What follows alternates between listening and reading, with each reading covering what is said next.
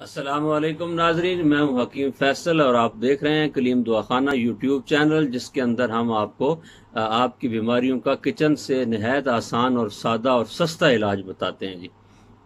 आपसे गुजारिश है कि चैनल को लाइक, शेयर और सब्सक्राइब जरूर करें। आज ख़वातीन का एक सबसे बड़ा मसला कि काम करने के बाद जिस्म के अंदर थकावट और पट्ठों में दर्द। थोड़ा सा घर का काम कर लें, सफाई वगैरह कर लें या कपड़े धोएं या किचन का काम करें तो थकी हुई हो, थक जाती हैं और कमर में दर्द और पट्ठों में दर्द और खिंचाव और एक अजीब सी बेचैनी पैदा हो जाती है। बहुत आसान सस्ता इलाज इसका। आपने 100 ग्राम काले भुने हुए चने लेने हैं, साफ कर लें उनको।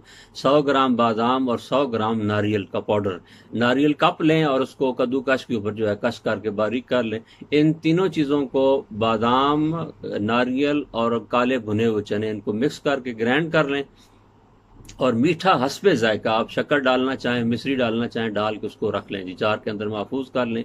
एक फुल टेबल स्पून भरी हुई चम्मच खाने की आपने 1 कप दूध के साथ सुबह नाश्ते के अंदर लेनी है जी। चंद दिन इस्तेमाल करें, इंशाल्लाह आपकी थकावट, कमर का दर्द, पट्ठों का दर्द, ये सब खत्म हो जाएगा जी। अस्सलाम वालेकुम।